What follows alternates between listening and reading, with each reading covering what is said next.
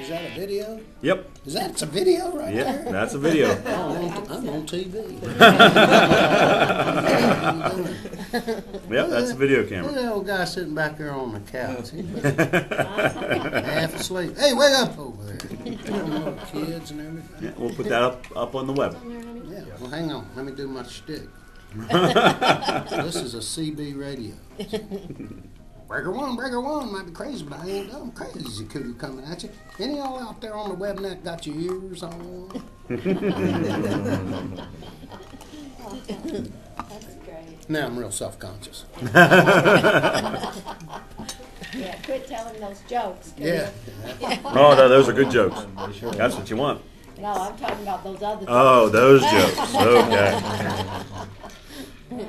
So, Well, this year, it will be, we started filming in late September, early October of 1978.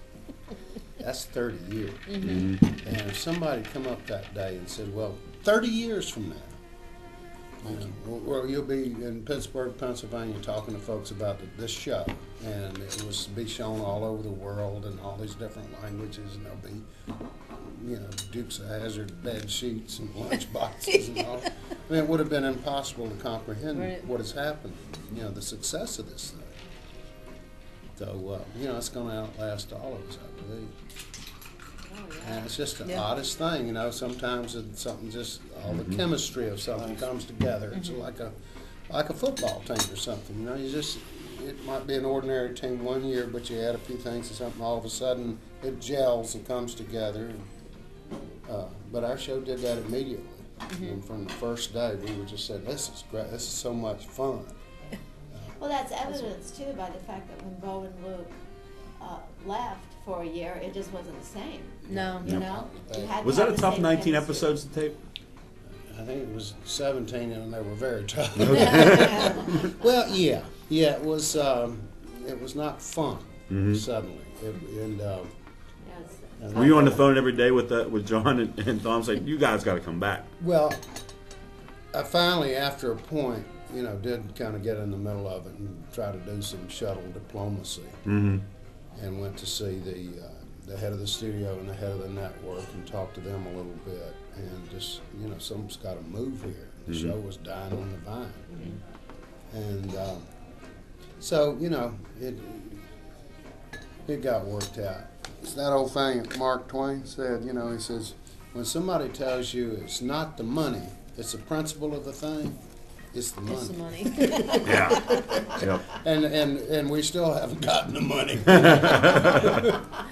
They have a very creative accounting department. Oh, really? Yeah. It looked like you got it, but you actually never did. Huh?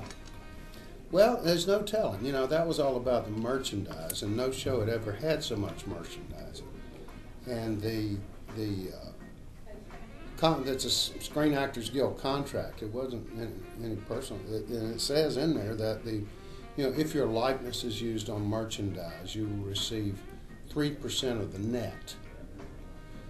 Which sounds like, and they were spent, hundreds of millions of dollars of merchandising was being sold. So we're going to get rich, and we'll get a check for, $37. And that was 3% of the net because of the way they, account for these things. The licensing company was, they had all these companies that you said had to go through before there was a net, in other words, But they owned all of it. And they own the licensing company, and all of those entities. So, it's I don't have anything to complain about. Right. But I don't expect to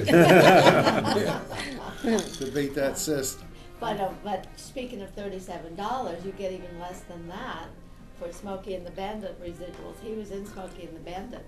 Oh, I tell that story, but I had 3 words, and I was in those days. I mean, I've led a whole different life since 1977, but before that, I was full speed ahead and just crazy.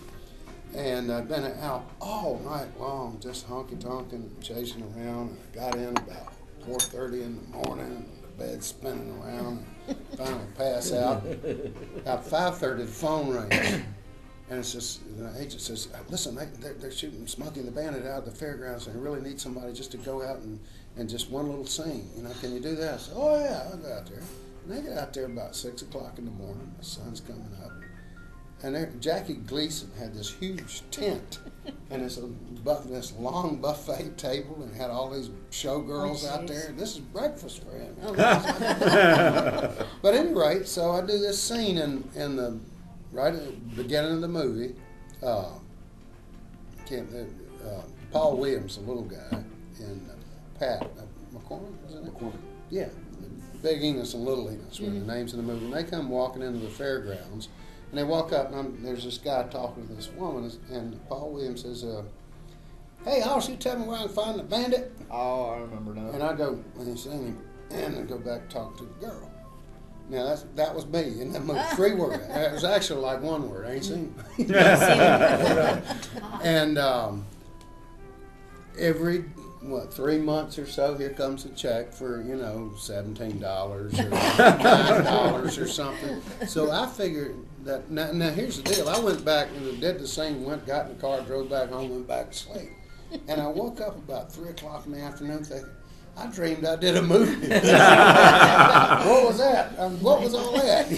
Sort of like. So I figure over the years I made about $5,000 a word. $17 at a time.